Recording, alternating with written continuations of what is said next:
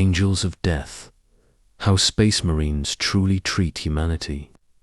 In the grim darkness of the far future, the Emperor's Space Marines stand as mankind's ultimate protectors, towering, gene-forged angels of death who descend from the heavens to deliver humanity from Xenos, heretics, and nightmares beyond comprehension.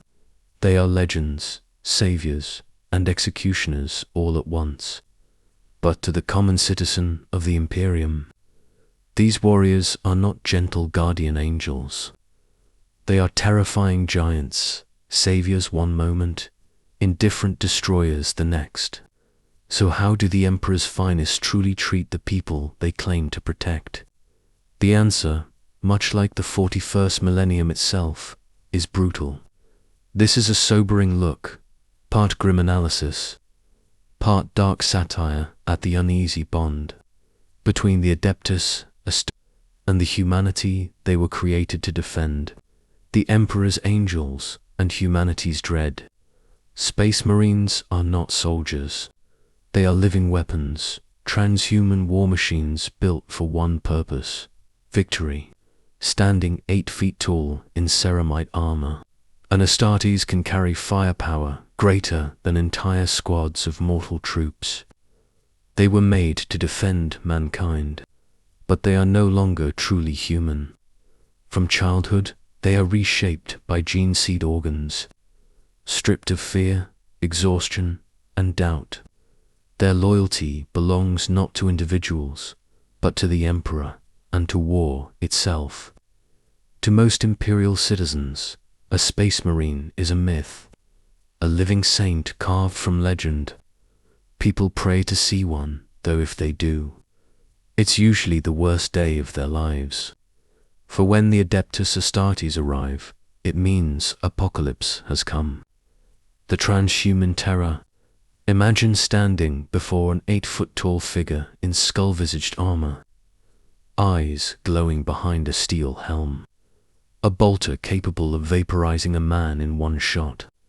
He moves with impossible speed, every step heavy with divine purpose. It's no wonder Imperial scholars coined a term for the instinctive fear he inspires. Transhuman dread. That primal horror of realizing something looks human, but isn't anymore. Even battle-hardened guardsmen have frozen at the sight of Astartes in full fury. Civilians faint, or pray, or simply run. For these angels of death carry the Emperor's wrath, not his mercy. The myth and the reality. Imperial propaganda paints them as noble knights, the Emperor's chosen, protectors of mankind. Cathedrals show stained-glass saints in blue or red armor, saving worlds from annihilation. But the truth on the ground is far grimmer. When Space Marines descend from orbit, their orders are clear: achieve the mission, destroy the enemy. Civilian protection, while admirable, is rarely the priority. Astartes think in millennia, not minutes in planets, not people. If thousands must die to save billions, so be it. That's not cruelty. That's duty. To a Marine, humanity is an ideal, not a face. By the time they arrive, most civilians are already dead or soon will be. Their survival is secondary to the larger war for mankind's existence. Protectors and collateral damage. When the angels of death come, salvation and destruction often look the same. Buildings crumble beneath heavy bolter fire. Streets vanish under orbital bombardments.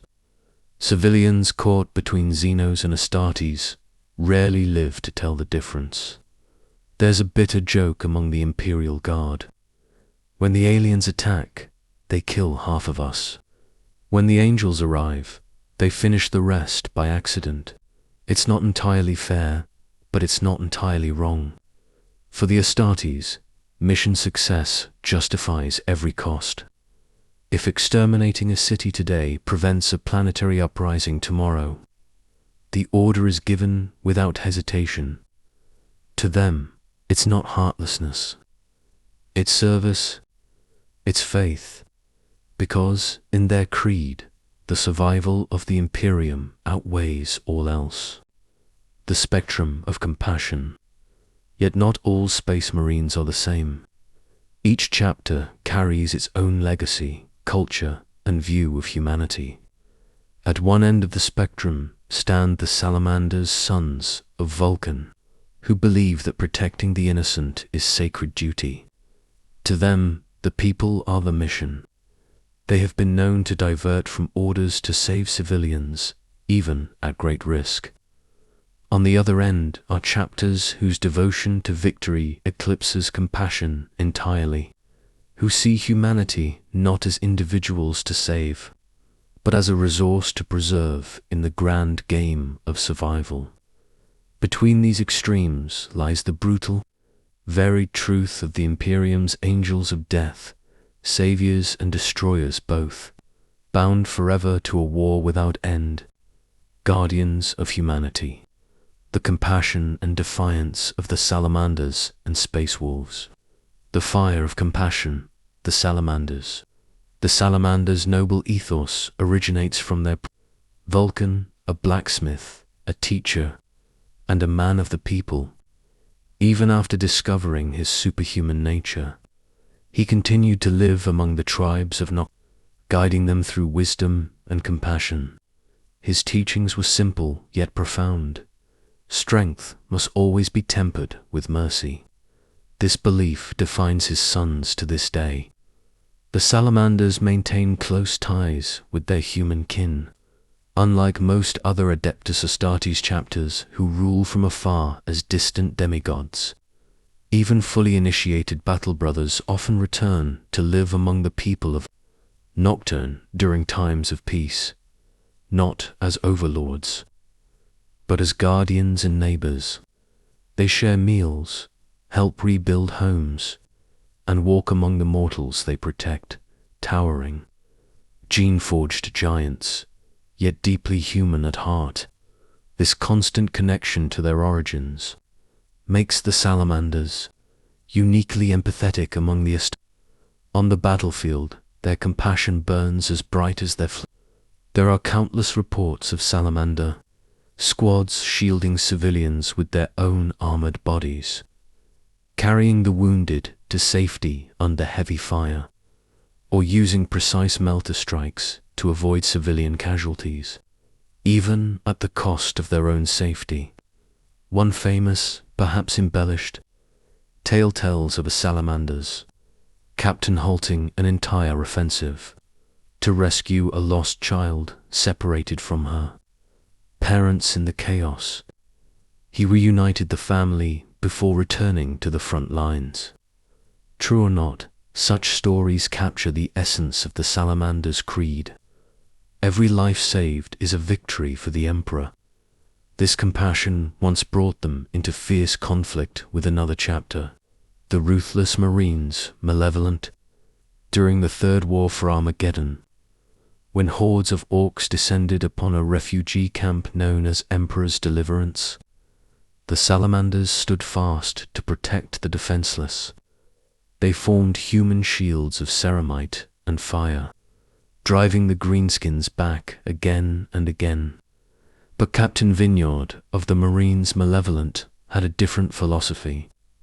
To him, no price was too high to destroy the enemy, even if that price was innocent blood.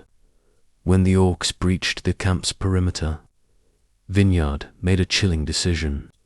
He held back his men and ordered an artillery strike directly onto the refugee camp. The bombardment annihilated the orcs and thousands of civilians with them. The wolves among the stars, the space wolves, where the Salamanders are the gentle guardians of humanity. The space wolves are its fierce, untamed protectors, warriors of legend from the frozen death world of Fenris, born of ice and fire, and led by their primarch, Lemonruss. The space wolves are unorthodox, wild, and deeply loyal. They see themselves not as gods, but as the eldest brothers of mankind, rowdy, blunt, but fiercely devoted to those they protect. They may not hand out comfort or kindness in the same way as the Salamanders, but under their barbarian exterior lies a powerful sense of nobility. Each space wolf remembers life as a tribesman, the bond of clan, the duty of the chieftain, and the instinct to protect one's own pack. This memory defines how they fight and live among the stars. To them, every Imperial citizen is part of humanity's great pack, and anyone, even Imperial authority, who threatens that pack, risks the wolves' wrath. This belief led to one of the most infamous conflicts in Imperial history, the Months of Shame.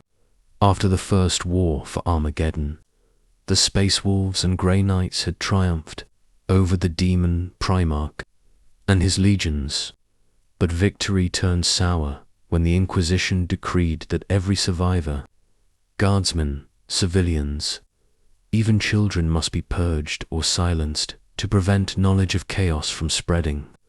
Their policy was cold and absolute. Better a million loyal souls dead than one heretic alive. Most Imperial institutions obeyed. The Space Wolves did not. Chaptermaster Logan Grimnar, the Great Wolf himself, defied the order outright. He declared that there was no honor in saving a world's people from demons only to slaughter them afterward. When the Inquisition's troops came to round up survivors, the wolves stood in their way, guns drawn, fangs bared. They escorted civilians to safety, smuggled refugee ships out of orbit, and openly defied the Inquisition's fleet. What followed was a tense standoff that erupted into open violence. Space Wolves' vessels clashed with inquisitorial navy ships. Transports carrying refugees were fired upon and destroyed. One carrying 400,000 souls was obliterated by a Grey Knight's cruiser on direct inquisitorial orders. Even then, Grimnar refused to yield. He rallied his fleet, forming a shield around the remaining refugee transports. The arrival of the massive battle barge Gilderfang Heim forced the Inquisition to back down, allowing tens of thousands to escape. Though the Inquisition later hunted and exterminated many of those refugees, the wolves had made their point. They would not stand idle while innocent people were sacrificed. In the name of bureaucratic purity, the Months of Shame ended in uneasy stalemate, neither side daring to ignite a full civil war. But the message was burned into Imperial history: wolves, lords, and duty. How the Space Wolves and Ultramarines protect humanity in their own way. The rebellious guardians, the Space Wolves. Rebellious compassion defines the Space Wolf spirit. They have little patience for rigid authority or suffocating dogma, especially when those get in the way of decency, honor, or their warrior's code. In the grim darkness of the far future, where obedience is everything, the Space Wolves stand apart, loyal to the Emperor, but answering first to their own code of brotherhood and conscience. Unlike many Astartes, the wolves actually mingle with mortals. On campaign, they'll share a drink or a laugh with the Imperial Guard after victory. A wolf lord might host a feast where soldiers, officers, and local militia sit beside towering Astartes, drinking ale by the barrel, trading war stories like equals. Such scenes would horrify the stoic Iron Hands or the rigid Codex Zealots, but to the wolves, camaraderie is sacred. There are stories of Space Wolves sharing mead with villagers they've just saved, or clapping a brave PDF trooper on the shoulder so hard it nearly knocks him over, their booming laughter echoing across the camp. To them, valor is valor, no matter who shows it, be it a demigod in ceramite or a frightened human holding a lasgun. A mortal who stands his ground earns their respect. A coward earns only contempt. They often call brave humans little brother or sister in arms, terms of genuine endearment, even if their fanged grins make it hard to tell. But cross them, especially if you're a cowardly bureaucrat or emperor, forbid. An inquisitor threatening innocence, and that warmth vanishes. Then comes the Fenrisian snarl, cold as the glaciers of their homeworld. In that moment, they're not friendly warriors, they're apex predators, ready to tear out a throat. The space wolves treat civilians and soldiers alike with a fierce, protective instinct. They're not gentle, their presence alone can terrify a hive clerk or a nervous governor, but their intentions are noble. They truly see themselves as guardians of mankind's common folk, the watchful wolves keeping monsters at bay. Create an epic Warhammer 40k cinematic artwork symbolizing the contrast and unity between two legendary Space Marine chapters, the Space Wolves and the Ultramarines. Scene concept: a war-torn battlefield under a burning red-gold sky, torn between chaos and hope. On one side, Space Wolves in rugged grey and crimson armor, wreathed in ash and flame, fierce. Primal warriors with wolf pelts and runic markings. Their leader, a Space Wolf captain, charges forward with a frost axe, his expression fierce yet noble. On the opposite side, Ultramarines stand resolute in royal blue and gold armor, their formation precise and orderly. Their captain, a symbol of discipline and command, raises his power sword skyward, blue energy shimmering against the fire-lit clouds. Between them, a symbolic divide of fire and light, representing chaos and order, instinct and logic, heart and discipline. Yet their gazes meet with mutual respect. Two sides of the same ideal, the defense of humanity. In the distance, the ruins of a city burn, while civilians flee under the protection of both chapters. The sky glows with embers and divine light, suggesting the Emperor's unseen presence, hope amid devastation. Style and mood: cinematic realism, ultra-detailed, 8K resolution, heroic composition, volumetric lighting, Warhammer 40K aesthetic, atmosphere, epic, emotional, symbolic balance of chaos and order, light and fire, courage and discipline, wolves, lords, and duty. How the Space Wolves and Ultramarines protect humanity in their own way. The rebellious guardians, the Space Wolves. Rebellious compassion defines the Space Wolf spirit. They have little patience for rigid authority or suffocating dogma, especially when those get in the way of decency, honor, or their warrior's code. In the grim darkness of the far future, where obedience is everything, the Space Wolves stand apart, loyal to the Emperor, but answering first to their own code of brotherhood and conscience. Unlike many Astartes, the wolves actually mingle with mortals. On campaign, they'll share a drink or a laugh with the Imperial Guard after victory. A wolf lord might host a feast where soldiers, officers, and local militia sit beside towering Astartes, drinking ale by the barrel, trading war stories like equals. Such scenes would horrify the stoic Iron Hands or the rigid Codex Zealots, but to the wolves, camaraderie is sacred. There are stories of space wolves sharing mead with villagers they've just saved, or clapping a brave PDF trooper on the shoulder so hard it nearly knocks him over, their booming laughter echoing across the camp. To them, valor is valor, no matter who shows it, be it a demigod in ceramite or a frightened human holding a lasgun. A mortal who stands his ground earns their respect. A coward earns only contempt.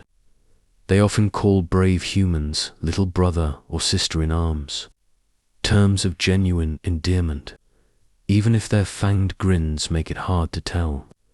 But cross them, especially if you're a cowardly bureaucrat or emperor forbid, an inquisitor threatening innocence, and that warmth vanishes. Then comes the Fenrisian snarl, cold as the glaciers of their home world. In that moment, they're not friendly warriors, they're apex predators ready to tear out a throat. The noble lords of order, the Ultramarines. If the space wolves are wild, passionate protectors, the Ultramarines are their noble, disciplined counterparts, the knightly lords of the Imperium. They are the paragons of the Codex, the shining example of what humanity wants its angels of death to be. Hailing from Ultramar, a prosperous realm of 500 worlds, the Ultramarines are more than warriors, they are governors, statesmen, and empire builders. Their Primarch, Reboot, believed in structure, civilization, and duty above all. Under his legacy, the Ultramarines carry themselves not as conquerors, but as guardians of order. To the citizens of Ultramar, they are the ideal, honorable, just, and incorruptible. To their enemies, they are relentless, unbreakable, and perfectly disciplined. If the Space Wolves are the rowdy elder brothers of mankind, the Ultramarines are the stern fathers, caring but uncompromising. They treat the people under their protection with firm fairness, paternal rather than fraternal. They will protect, guide, and even rebuild, but expect obedience and discipline in return. Within Ultramar, life is relatively stable and prosperous by Imperial standards, almost utopian. Cities are organized, education exists, and civilians live under laws rather than fear. That's because every Ultramarines officer is trained not only in war, but in leadership, governance, and stewardship, all rooted in Guilliman's Codex. They see the population not as expendable resources, but as the foundation of the Imperium itself, the body that must endure if the Emperor's spirit is to survive. There are countless tales of Ultramarine captains staying behind after battle to rebuild infrastructure, organize defense forces, and personally honor local heroes. After repelling an alien invasion, an Ultramarine commander might be seen distributing rations or medical supplies, acts that other, more war-obsessed chapters would dismiss as beneath them. To the Ultramarines, stability and morale are as vital as bolter rounds. Their ethos mirrors the ancient Roman ideal: peace through order, prosperity through duty. In the cities of Ultramar, statues of Astartes stand in plazas, and public ceremonies see Marines renew their oaths before cheering crowds. There is a mutual bond, respect from below, protection from above. When the Ultramarines fight elsewhere in the galaxy, they try to uphold those same high standards. They negotiate evacuations before bombardments, coordinate with planetary governors, and honor proper chain of command, as long as those leaders aren't incompetent. Guilliman's sons have no patience for failure born of weakness. Among the Imperial Guard, the Ultramarines are known for professionalism and morale.